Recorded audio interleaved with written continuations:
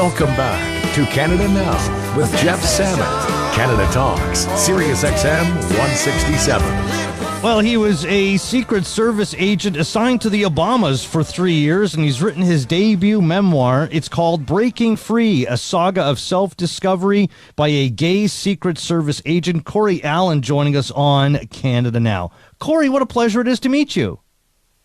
Likewise, and thank you so much for having me on. It's a fantastic opportunity. Oh, great. Well, the opportunity is one that we are taking advantage of, so we appreciate that. And your memoir details your journey as a gay law enforcement officer. Now, this is the first book released by a gay federal agent in the U.S. in 30 years, and the first ever from a U.S. Secret Service agent. What's the response been like so far? Overwhelmingly positive and admittedly unexpected. I wrote this for me to process this wild ride I'd been on from childhood all the way forward and traveling the world with the Obamas and all that good stuff. And then it came out, and the reception has just it leaves me speechless. To like, people come out to me during book reading events. Yeah. Katie Couric commented about how incredible of a journey it is. Military moms like messaging me about their sons being able to live their true lives because I wrote my story.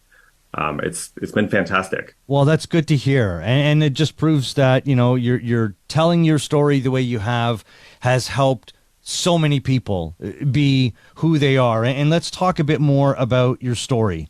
Cory, your parents divorced when you were a kid. You moved from Pennsylvania to a conservative suburb of Richmond, Virginia, spending 10 years protecting your mother from an abusive partner, often calling the police. In fact, you were providing protection at a very young age.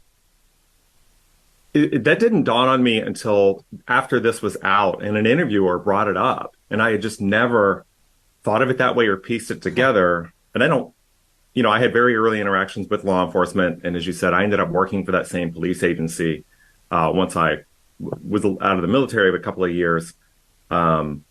I didn't know, maybe subconsciously, that was driving my career choices, that I went on to protect like presidents and whatnot. Yeah. But yeah, you're right. That was, and it's funny, that just never dawned on me until probably 6 months ago. Somebody brought it up in an interview, and I'm like, wow. Yeah.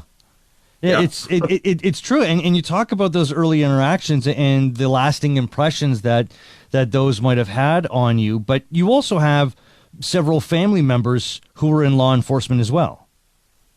Yeah, my great-grandfather was a sheriff in Indiana County, Pennsylvania. My great-grandmother was the first female deputy sheriff in 1942, I believe. Wow. My uncle's a retired Pennsylvania state trooper, and then a slew of military veterans in my family, from my grandfather being a POW all the way to tons of cousins and other family members. So it's woven through. Yeah. Well, you'd work in the service industry, give music a go as well. 21 years old, you enlisted in the U.S. Air Force. Did you feel the need for more structure in your professional life when you did that at 21? Yeah, absolutely. I was floundering in and out of college. I didn't have direction. And back then, the parenting, mom was doing the best she could to raise 4 kids on her own. And, once you're out of high school, you're kind of on your own to make it. Yeah. And so I floundered for a few years, and then eventually was like, okay, I need to do something to try and sort some stuff out. And then went into the military. I was thriving in that environment. And then a few years later, I was like, oh, well, if I do so well here, I have family in law enforcement, this seems like a natural progression. Yeah. And I don't know if being closeted at the time as a gay male played into steering me into that conservative, very hyper-masculine environment. But I certainly can't discount it. Well, and I wanted to go there. Like I was going to go the opposite way and ask if there was any hesitation on your part to enlist. No, I was so afraid of who I really was back then that it never even really hit the radar. And this is back during the era of don't ask, don't tell in the U.S. military that hadn't been rescinded yet. Yeah. And lo and behold, I fell for one of my classmates during training, but I was mortified to tell him to act on any of it because you'd get dishonorably discharged. Yeah. And that would end all government service, all government career, that would be it. On top of bringing shame to the family.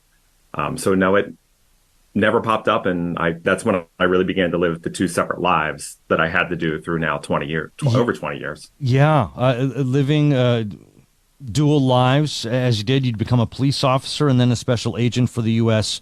Secret Service. But during that time, like I've never had that experience. I'm fortunate that I've never had that experience where I couldn't be who I wanted to be and tell everybody about it and everybody go, oh, wow, that's good. Good for you, right? Even if they were just humoring me, saying that to me. How was it for you? Like, did it feel like at some point like a dam was going to break and like you just had to be who you were? Because if you were telling others who you were, then you were telling yourself who you are. Yeah, there was some self-loathing going on in the background. There was shame that was, put on us by society, and that's not our doing. Right. It was hard and terrifying. I worked for the sheriff's office for 6 years, and when I left there, I was married to my then husband, and nobody knew because I could just be fired, and then I got to Miami with the Secret Service, and unbeknownst to me, the big supervisor in the office had already outed me and discriminated against me and then sent me out, away from the main office to work in a remote location. So all that's going on in the background, but I was unaware of it. And it was just perfecting living those two lives of this persona of this hypermasculine machismo facade. Mm-hmm. But at the same time, my career and I was supporting my then husband, like everything was riding on this. And there was no way I could let the two cross and risk losing everything that, I love the career field, the profession. I still do. I'm still in it. Yeah. And so it's just something I had to process and you had to get through to survive until I changed the environment enough where it became safe. Okay. So I want to talk more about that environment and the people that were within that environment, because by then you were protecting the Obamas. Like you had gotten the call that you would be working with the Obamas, correct? That was in 2016. That was 2016. So it would be like 2017 when you started to come out to people that were close to you, like your work family. What was it about them, your work family, that, and I'm sure a lot of it had to do where you were in life, but what was it about those that were around you that made you think, all right, this is the time, I'm ready to go? It was trust. We had begun traveling the world with the Obamas, and we were gone all the time. So we became each other's families because we had to. We were traveling the world. We were gone 60% of the time. And so just through that nature, and we all volunteered to go to the Obama division when it was being formed in late 2016. So there's just already this built-in sense of camaraderie and safety. Yeah. That as I leaned into it, and my shift leader, who's female, and I'm still close with her, she's amazing. She led our section, if you will, and she created that environment of safety. And as I started to go through my divorce, and she was the one that I was talking to of like, hey, I need your help with this. I'm not home to talk to anybody. I'm away from my friends. Yeah. And it just kind of, the division itself just had this amazing environment from the supervisors all the way down of acceptance. And that's where I really started to come out into my own. And at that point I was secure enough in my profession that I couldn't be fired or anything like that. So it's just the people that created it. Yeah. Well, and coming out at that time, I wanted to ask about whether or not coming out and speaking your truth, if that opened doors within your industry or shut them. I don't know if I'll ever be able to answer that. Because though law enforcement is still very masculine, still straight male dominated, there's still hesitation to this day that if I want to promote again, am I shooting myself in the foot by telling my story? I don't know, because there's still going to be people out there who don't agree with me talking about my life, or that there's members of the LGBTQ community and law enforcement and every other law profession. Yeah. And so I was in a leadership institute back in July in Georgia, And I recognized, we were talking about leadership, and I now lead a couple of different teams, one in San Francisco and one in Seattle. And so I recognized that my book was gaining media attention, and nobody on my team knew that I had written a book. And so it was a blind spot for me. And then I realized I had to remove the fear by being vulnerable. And I stood up in front of a class full of supervisory special agents, and I just openly talked about my book and the fear that is inherent being a gay man in law enforcement. And so it disarmed the fear by putting it all out there. The reception was amazing, terrifying, but also at the end, it was a huge sigh of relief of like, okay, these people can call my bluff better than anybody else out there because they know this profession. Yeah. And so I've got to lean into this. I've got to talk the talk and walk the walk. That had to have been one of the most satisfying moments of your life. Had to have been. Oh man, it was terrifying, but again, afterward, it was so relieving, and just reception was fantastic. And I also had a colleague, we went out to dinner, and they came out to me that night. It was just one-on-one, and they've been in the profession 18 years, and they're commending my courage. And again, one of those another full circle beautiful moments where, because I'm putting it out there and talking about it, they felt comfortable enough to talk to me and disclose their truth. Yeah. And that's for them, that's their journey to take. But just that it's having that impact is amazing. What a compliment it is to have somebody come up to you with such a personal conversation and confide that in you and talk to you about it, given what you just did, Yeah, it's more than I ever would have thought that this would be happening. Yeah. But I'm so thankful that it's resonating with people and they're finding strength in it, I guess. Yeah. Well, traveling with the Obamas, protecting the Pope, meeting celebrities like Tom Hanks and Bruce Springsteen. I mean, you're going backstage with Jay-Z and Beyonce, not to mention all the places around the world that you would have been. At some point, are you looking back at least your most recent life and going, what life am I leading here? I mean, I know you might get used to it, but is there a point where you go, okay, I've got a lot going here. Like on top of everything else that I've gone through in my life, the highs and the lows and all of the things that I've accomplished the last few years, the people I've met, the things I've experienced. When did you say, all right, I got a book here? It was never the intent. It was like for my future children this is what Dad did. Like, holy, like, yeah. And for me to process him, like it started as a note in my iPhone. Yeah. Like literally traveling the world. Just location after location. It was the only way I could keep up with it. Yeah. But then there were key moments, like when I was at the Grammys or at the foot of the stage next to Beyonce's mom, and like we're in Paris, and like I get goosebumps where you have to stop and like, is this real? Is this happening right now to me? And same thing when the Pope, like he's riding right behind me. And I'm like, it's the Pope. Like, when is this ever going to happen again? And it's happening to me. Yeah. And it's those moments that I would get goosebumps, and I would have to, and it was a gentle reminder to not only embrace the moment, but to recognize the importance of it. Yes. Of the role I was filling.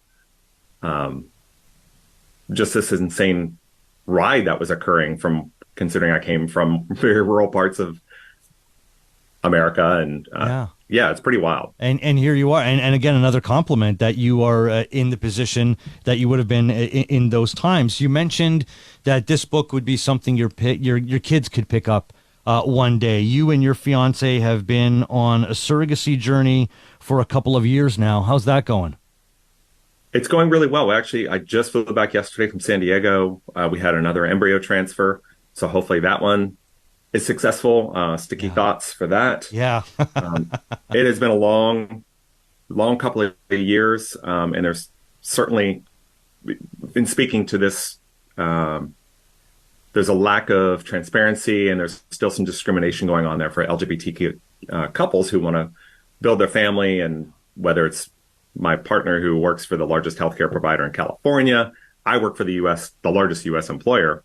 And neither of us have any IVF or surrogacy benefits, just based on definitions of infertility. And so the need to bring awareness to that stuff, to shine a light and hopefully help others to have a better journey than we've had.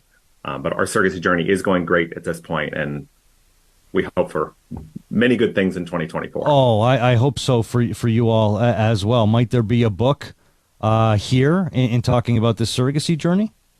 Oh, absolutely. Yep. There will be not a part 2, but it's a follow-on book. Yeah. That I'll pick up from really 2020 and bring it forward.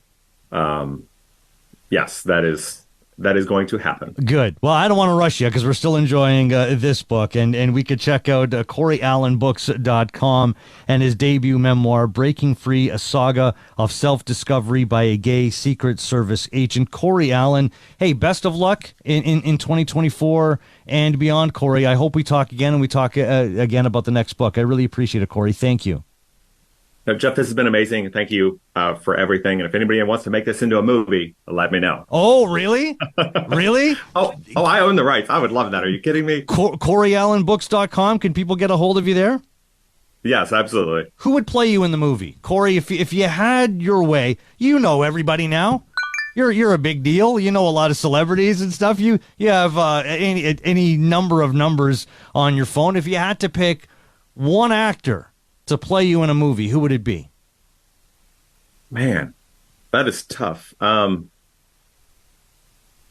don't know. But I'll have to get back to you on that. But Dustin Lance Black, I would love for him to, as he did with Milk, like to be able to help there. I know that's where my starting point, I hope, if I'm fortunate enough. All right. Hey, let's get you put it out into the universe, and it all comes back to you, right? So we'll see. Yeah, hey, keep us posted on that. Cory, appreciate it, man. Thank you so much.